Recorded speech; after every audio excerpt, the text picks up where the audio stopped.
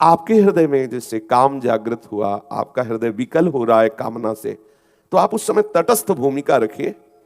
मेरे में काम नहीं है, मन में कामना जागृत हुई है और ये भोगने से नष्ट नहीं होगी, सहने से नष्ट होगी। अगर आपने कहीं गलती कर दी और ऐसी धारणा कर दी कि बहुत जल रहा हूं, यदि किसी क्रिया के द्वारा ये वेग शांत हो जाए तो फिर भजन बढ़िया होगा, ये बहुत बड़ी भूल की जा रही है। क्योंकि जहां आपने काम का भाव आने पर कोई भी चेष्टा की तो दोनों चेष्टाओं के परिणाम में आपका नाश हो जाएगा। दोनों चेष्टा, यदि आपने काम भोग की वासना को सुख का मूल मान लिया और उसकी पूर्ति नहीं हुई तो क्रोध आ जाएगा।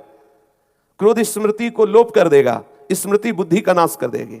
जहां स्मृति का लोप हुआ, विचार नष्ट हुए, बुद्धि नष्ट हुई, साधक भ्रष्ट हो गया, पतित हो गया। यदि कामना की पूर्ति हो जाती है तो वासना जागृत हो गई और नवीन तृष्णा, भोग तृष्णा जागृत हो गई। काम की पूर्ति में लोभ जागृत होता है, काम की अपूर्ति में क्रोध जागृत होता है। परिणाम में दोनों के द्वारा समान ही बंधन प्राप्त होता है। लोभ भी स्मृति भ्रम कर देता है और बुद्धि का नाश कर देता है, काम भी स्मृति को भ्रंश करके बुद्धि का नाश कर देता है। किसी भी तरह से काम का सेवन करने से मंगल नहीं हो सकता। जब तक काम है तब तक विश्राम नहीं है, विश्वास मान लीजिए। तब लग कुशल न जीव को, सपने मन विश्राम, जब लग भजत न राम को, शोक धाम तज काम। अच्छा, तो काम सुख सपने नहीं, जब तक ये है, ये बहुत बड़ा शत्रु है। ये बहुत खाने वाला, कभी ना अघाने वाला, सदैव भूखा रहता है। इसको केवल वासना, वासना मात्र वासना। और ये दूसरा उपाय नहीं है इसके नष्ट करने का, केवल सहना उपाय है। मात्रा स्पर्शास्तु कौन्तेय शीतोष्ण सुख दुखदा, आगमा पाइनो अनित्यास्तास्तितिक्षस्व भारत। भगवान आदेश करते हैं, हे अर्जुन, ये आने जाने वाले इंद्रियों के सुख, जो अनुकूलता प्रतिकूलता आदि जितने भी द्वंद्व है, ये सब आने जाने वाले हैं, स्थायी नहीं है।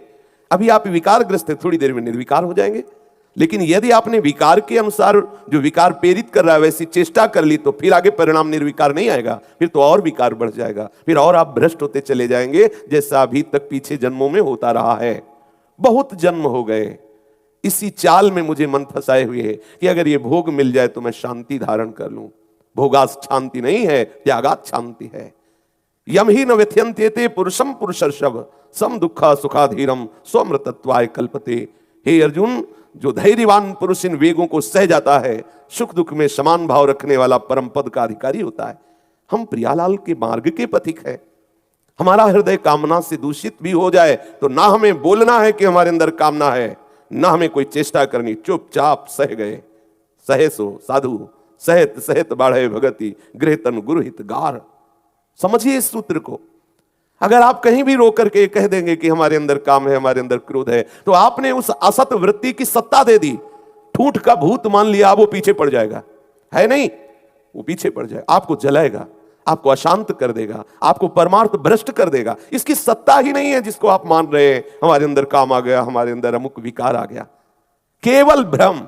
उस भ्रम के कारण हम इस जगत को सत्य मानते हुए सच्चिदानंद प्रभु से इतनी दूरी, आज तक उनके दर्शन नहीं हुए, आज तक अपने प्रीतम से मिले नहीं, कभी आंसू गिरे उनके लिए, धिक्कार है जीवन को।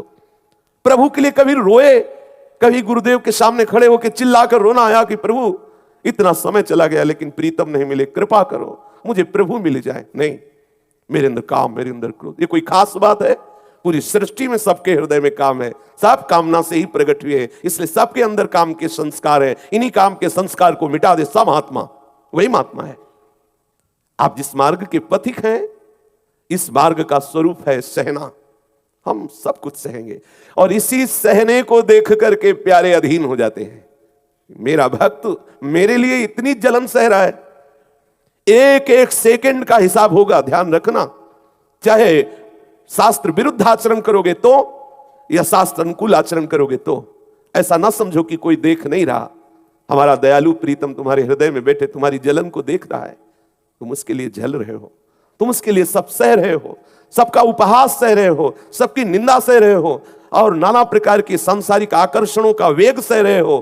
तो जानते हो, कह रहे हैं ऐसे महात्मा के पीछे मैं डोलता हूं कि उसकी चरण रज मेरे ऊपर पड़ जाए और मैं पवित्र हो जाऊं।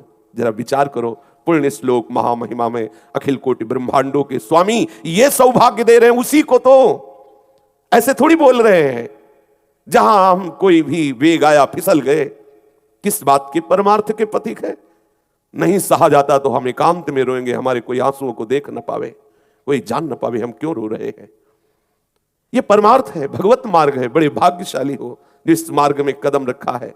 ये बाहरी किसी की प्रशंसा निंदा, कोई तुम्हें कहते बहुत अच्छे साधक हो, क्या मिलने वाला? कोई कहते बहुत नीच साधक हो, क्या हानि होने वाली?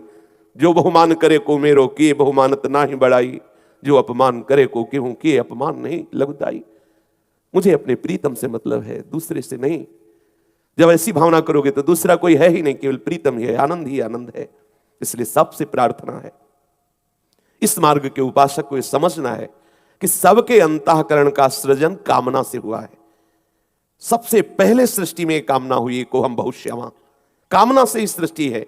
हम सबके शरीरों का निर्माण काम चेष्टा से है, इसलिए हमारे अंदर परमाणु है, हमारे अंदर वही संस्कार है जिस चेष्टा से हमारा सृजन हुआ है। हम काम संकल्प से, काम चेष्टा से हमारे शरीर का सृजन हुआ है। इसमें वो परमाणु है, इन परमाणुओं को जो मिटा दे वही भगवान, इन परमाणुओं को जो मिटा दे वही भगवत भक्त, इन परमाणुओं को जो मिटा दे वही महात्मा। भगवान और भगवान के भक्त में किंचिन मात्र भेद नहीं होता। ब्रह्मविद ब्रह्मयु भवति, जानत तुम्हें तुम्हें हो जाए। एक कामना ने विविध रूप धारण करवा करके फंसा दिया और निष्कामता अपने स्वरूप में स्थित कर देगी। थोड़े दिन की बात है, आप इसका महत्व खत्म कर दीजिए। जो आप इसे बहुत हवा माने हुए, बहुत बड़ा अरे भाई काम आ गया तो कौन सी बड़ी बात हुई, पड़ा रहने दो एक कोने में। ये अनित्यास्तास्तितिक्षस्व भारत, ये नाशवान वृत्ति आई है, एक क्षण में नष्ट हो जाएगी। अगर उसका चिंतन किया, उसका महत्व दिया, उसको चेष्टा की, उसके सुख की तरफ आकर्षित हुए तो खत्म, फिर आपका परमार्थ खत्म। फिर उसी का चिंतन करते रहो, नवीन नवीन भोगों के संकल्प बनते रहेंगे। सावधान, ये सत्संग केवल मनोरंजन नहीं हो रहा, सावधान। ये परमार्थ का पथ केवल ऐसा नहीं है कि केवल वाग विनोद या केवल ऐसे मन का विनोद है। मन को मारना, हर इंद्री के वेग को सह जाना, तभी हमारा गोविंद उसके अधीन हो जाता है। ये खेल है। ये अगर कोई कह दे कि भगवान इतना निर्दयी क्यों है, निर्दयी नहीं, ये खेल है और उसका इनाम है। यदि आप इस खेल में सही ढंग से खेल गए तो इस खेल से मुक्त करके अपने चिदानंद खेल में शामिल कर लेगा। आप बहादुर हैं, घबराइए नहीं। आप प्रभु के बच्चे हैं, आप प्रभु के जन हैं। प्रभु ने आपको चुना है, पूरी सृष्टि में आपको चुना है। आप सोचिए कितने लोग हैं जो इस परमार्थ में चलते हैं। चलने वालों में कितने हैं जिनका लक्ष्य होता है भगवत प्राप्ति। उन लक्ष्य वालों में कौन दृढ़ता पूर्वक उस लक्ष्य को बेधता है, कौन उस लक्ष्य को प्राप्त करता है? कोई बिरला, को एक पाव भगति जिमि मोरी।